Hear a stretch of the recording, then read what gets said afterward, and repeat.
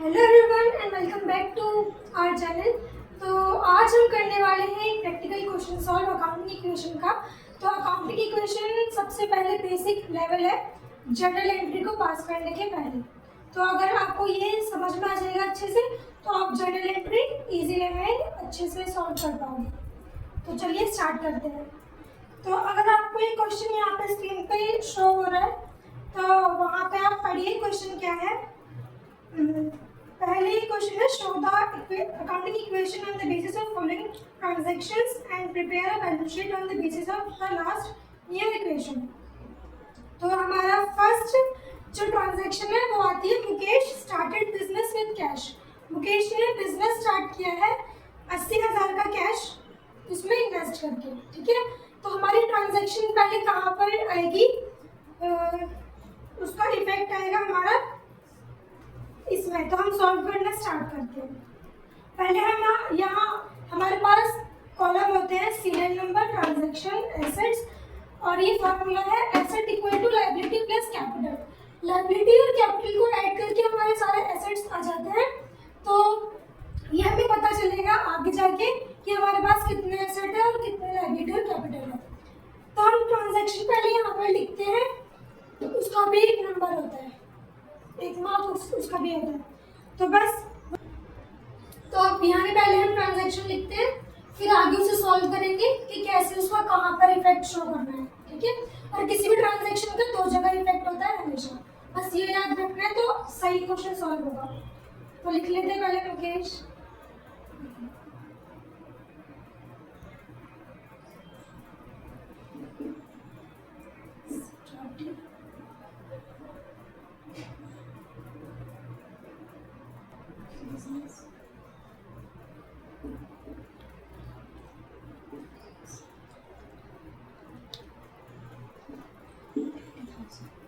ये लिख लिया यहाँ पे हमने transaction Mukesh started business with ₹80,000। Solve करने से पहले हमें पता होना चाहिए कि हमारे पास क्वेश्चन में क्या क्या गिवन है। तो पहले हम सारी ट्रांजैक्शन को इकट्ठा रीड कर लेते हैं कि हमारे पास क्या क्या मतलब आया है या गया है। फर्स्ट ट्रांजैक्शन हो गई Mukesh started business with cash, means हमारे पास एसेट में क्या आएगा, पहले कैश। तो हम यहाँ कैश लिख देते हैं। हमने यहाँ लिख दिया पहले कैश। फिर परचेज गुड्स फॉर कैश, हमने सेकंड ट्रांजैक्शन में गुड्स परचेज किए 28,000 के, तो वो भी कैश के ही कॉलम में रिकॉर्ड किए जाएंगे। दूसरा आ गया हमारे पास परचेज गुड्स ऑन क्रेडिट, फिर से गुड्स परचेज किए क्रेडिट पर। तो क्रेडिट का तो कोई कॉलम ऐसे होता नहीं है, स्टॉक का कॉलम बनाएंगे हम क्योंकि हमने गुड्स परचेज किए इसलिए। तो वो गुड्स हमारे स्टॉक के कॉलम में कैटेगराइज होंगे, हम वहां पर उसका अमाउंट शो करेंगे। तो यहाँ पर डाल लेते हैं हम स्टॉक का भी कॉलम। अब स्टॉक आ गया, स्टॉक के बाद में हमारे पास है इसके अंदर purchase furniture for cash, furniture purchase करा है तो वो भी हमारा अलग से शो होगा।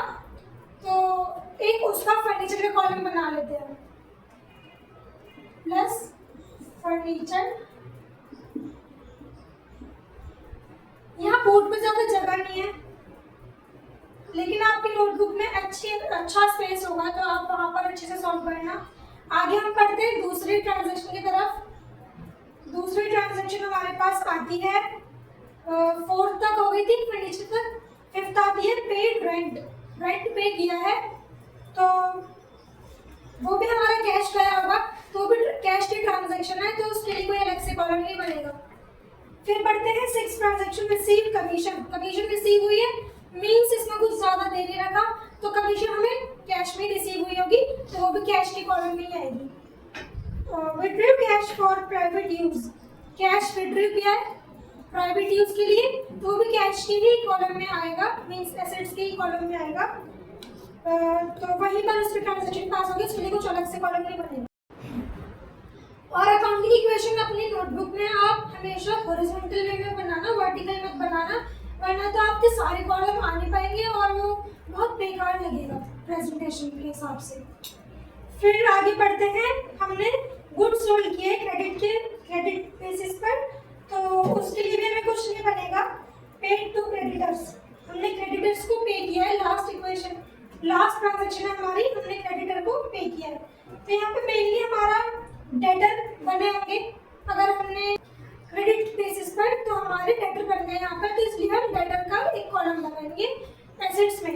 मेरे पास ज़्यादा स्पेस नहीं है तो इसलिए मैं फर्नीचर को छोटी शॉर्ट फॉर्म में बना के लिख रही हूँ। आपकी नोटबुक में होगा तो आप पूरा मतलब फुल स्पेलिंग लिखना। यहाँ से हम प्लस करके फर्नीचर को शो करते हैं एप्पल डॉट से, और यहाँ डेटर शो हो जाएंगे हमारे DEB डॉट इक्वल टू में हमारे आ जाएंगे क्रेडिटर, क्योंकि लास्ट में हमने क्रेडिटर को पे भी किया है तो वो क्रेडिटर के पास से भी डिडक्ट होगा। यहाँ हम शो कर देते हैं अपने क्रेडिटर्स प्लस हमारे पास कैपिटल तो है।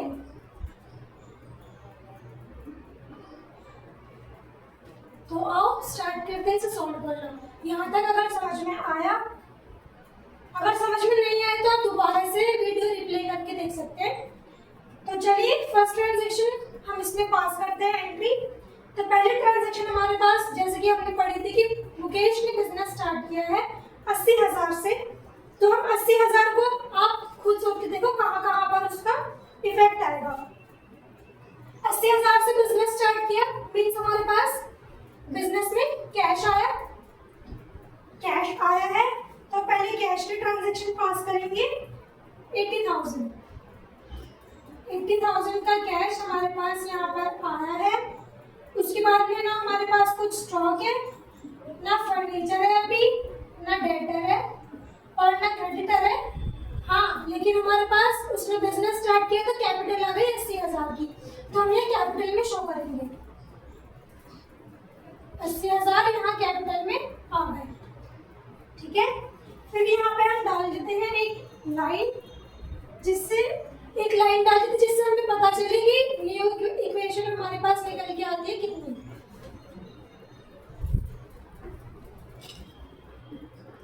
लाइन डाल दी। अब हमारे यहाँ से इक्वेशन स्टार्ट होती है।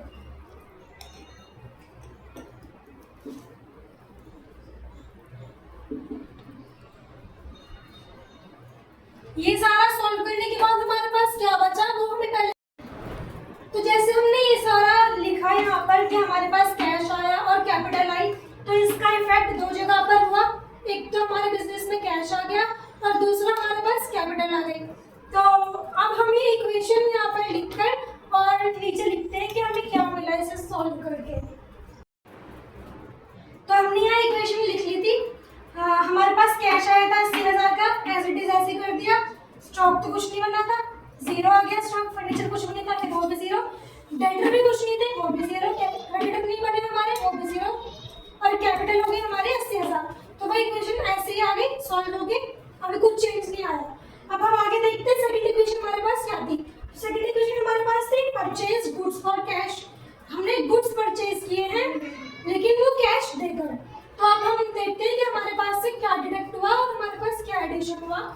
तो पहले हम ट्रांजैक्शन लिख लेंगे न्यू इक्वेशन करके। अमाउंट आप सही से देख के डालना क्वेश्चन में से, क्योंकि अगर एक भी जीरो इधर उधर हो जाती है तो पूरा क्वेश्चन गलत हो जाता है। तो हमने यहाँ पर लिख ली equation purchase goods for cash rupees 28,000। 28,000 करके लिख लिया। अब इसका कहाँ कहाँ इफेक्ट होगा आप खुद देख सकते हो कि हमारे पास सिर्फ कैश चला गया। 28,000 का हमने गुड्स परचेज किया है तो हमारे पास से वो कैश गया है और स्टॉक बन के आ गया गुड्स के फॉर्म में। तो गुड्स हमारे क्या होते हैं, स्टॉक होता है। तो यहाँ से हम डिडक्ट कर देंगे पहले 28,000 कैश में से, और यहाँ हम ऐड कर देंगे अपना स्टॉक। हमारे पास 28,000 का स्टॉक आ चुका है और फर्नीचर वगैरह तो कुछ नहीं आया, तो बस यहाँ पर फर्नीचर जीरो, डेटर्स पे जीरो, क्रेडिटर्स पे जीरो, और यहाँ हमारी कैपिटल में से भी कुछ इनफ्लो या आउटफ्लो नहीं हुआ है, तो वो भी हमारी अभी कुछ भी ट्रांजैक्शन नहीं, तो जीरो। फिर यहाँ पर भी हम ये लाइन डाल देंगे और इस इक्वेशन को सॉल्व कर देंगे कि हमारे पास इसको सॉल्व करके क्या आया। तो बस यहाँ लिखेंगे न्यू इक्वेशन।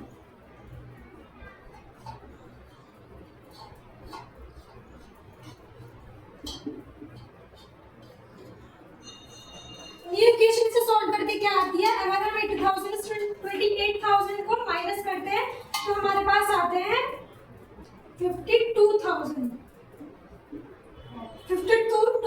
का हमारे पास अभी कैश बचा हुआ है और स्टॉक एज इट इज कर देंगे। 28,000 का स्टॉक आ गया और यहाँ पर फर्नीचर 0, डेटर भी 0, क्रेडिटर भी 0 और यहाँ कैपिटल भी 0 क्योंकि उसमें कोई भी इनफ्लो या आउटफ्लो नहीं हुआ था।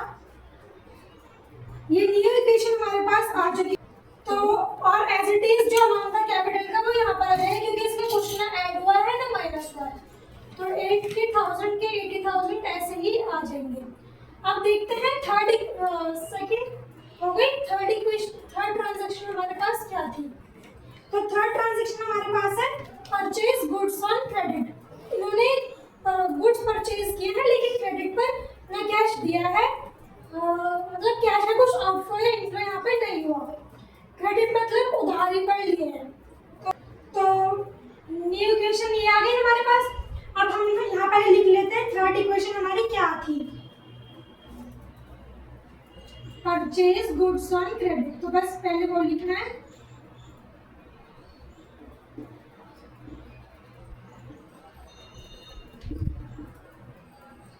क्रेडिट पर गुड्स परचेज किए ₹20,000, वो भी हमें यहाँ लिखना जरूरी होता है ट्रांजैक्शन में।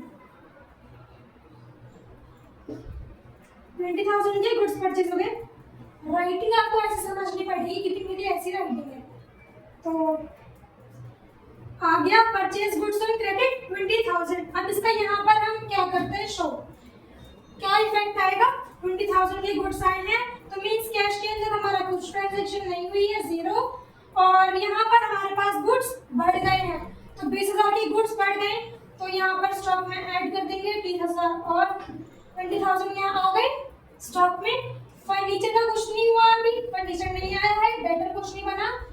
हाँ लेकिन क्रेडिटर हमारे क्रिएट हुए क्योंकि हमने उधारी पर सामान लिया है तो क्रेडिटर हमारे होते थे ना, हमें उधार चुकाना होता है। तो यहाँ पर हमारे क्रेडिटर क्रिएट हो चुके हैं 20,000 के। और यहाँ आप जब भी कोई भी डिजिट लिखते हो तो ये कॉमा जरूर लगाना, इससे आपको क्लैरिटी रहती है और कोई एक्स्ट्रा जीरो नहीं लगती, फिर इक्वेशन अच्छे से सॉल्व हो जाती है। तो यहाँ पर तो कुछ नहीं बना अभी, तो 0 आ गया। फिर हम इसे दोबारा इसी वे जैसे हमने यहाँ सॉल्व करते हुए आए अभी इक्वेशन करके सॉल्व कराए ना, ऐसे इसी को क्लोज करके फिर सॉल्व करेंगे। हमारे पास क्या डाल देते हैं ऐसे और यहाँ हम सॉल्व करते हैं इसे न्यू इक्वेशन की तरह। तो यहाँ तो 0 है तो कुछ ऐड नहीं होगा। 52,000 का ऐसे ही एज इट इज आ जाएगा कैश। फिर आ जाएगा यहाँ पर, अब हम इसे ऐड करेंगे क्योंकि हमारे पास स्टॉक बढ़ गया था। तो 48,000 का हमारे पास स्टॉक अवेलेबल है अभी। फर्नीचर और डेटर्स कुछ भी ना इंक्रीज हुए हैं और ना कोई एंट्री पास हुई है अभी तक, तो वो 0 ही रहेंगे। और क्रेडिटर हमारे पास क्रिएट हो चुके हैं 20,000 के, तो हम यहाँ क्रेडिटर लिख देंगे 20,000 के। प्लस कैपिटल में कुछ ना डिडक्ट हुआ और ना कुछ उसमें वैल्यू इंक्रीज हुई है, तो 80,000 आ गया एज इट इज। अब यहाँ पर हम लिखते हैं फोर्थ इक्वेशन। यहाँ तक आपको समझ अगर सही से आ रहा है तो कमेंट्स में बताना, इसी में से समझाऊंगी। अगर समझ में नहीं आ रहा तो कोई न्यू वे ट्राई करते हैं और इतने सिंपल भी समझ नहीं आ। तो चलो अब हम बढ़ते हैं फोर्थ ट्रांजैक्शन की तरफ। तो फोर्थ ट्रांजैक्शन में आपको दिख रहा होगा यहाँ पर क्या लिखा हुआ है, फर्नीचर फॉर कैश। हमने फर्नीचर परचेज किया कैश देकर, तो हमारा यहाँ पर किस किस चीज में इफेक्ट आया, एक तो फर्नीचर इंक्रीज हो गया और दूसरा कहाँ इफेक्ट आया, कैश हमारे पास से चला गया, तो कैश से डिडक्ट होगा और फर्नीचर में ऐड होगा। तो यहाँ पहले लिख लेते हैं इक्वेशन अपनी। परचेज्ड फर्नीचर फॉर कैश आ गया हमारे पास। कितने का फर्नीचर परचेज किया है, 6,000 का। तो यहाँ लिख लेते हैं अमाउंट इसका सही से। अब यहाँ पर कैश चला गया हमारे पास 6,000 क्योंकि हमने फर्नीचर परचेज किया है कैश के बेसिस, कैश देकर। तो यहाँ लिख देते हैं 6, यहाँ यहाँ लिख देते हैं हम 6000 माइनस कर देते हैं, और हम फर्नीचर में इसको ऐड कर देंगे 6000। तो माइनस यहाँ से होगा और यहाँ होगा कुछ भी ऐड नहीं होगा क्योंकि स्टॉक तो कुछ नहीं आया, फर्नीचर आया है। जब हम एक स्पेसिफाई कर देते हैं कि फर्नीचर आ रहा है, बिल्डिंग है, तो ये सब चीज़ों के हम अलग से अकाउंट बनाते हैं, ये मतलब उसका अलग से कैटेगरी बनाते हैं। और लेकिन जब खाली गुड्स लिखा होता है तो गुड्स हमारा स्टॉक के फॉर्म में ऐड होता है, ये डिडक्ट होता है। तो हम फर्नीचर यहाँ पे ऐड कर देते हैं, 6000 का आ चुका है फर्नीचर भी।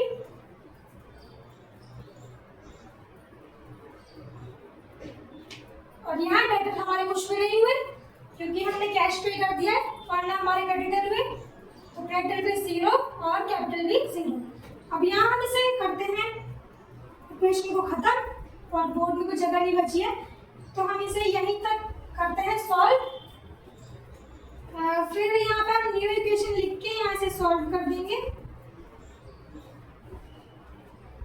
52,000 6000 गए तो कितने बचे? 46,000।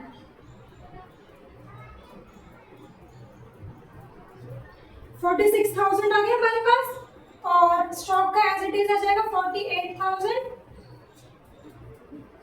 और फर्नीचर आ जाएगा हमारे पास एज इट इज 6000 का, जो बढ़ चुका है अभी अभी, और डेटर हमारे 0 हो जाएंगे।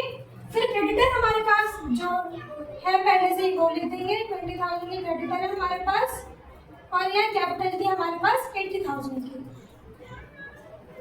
तो बस इसी की, अगर आपको स्क्रीनशॉट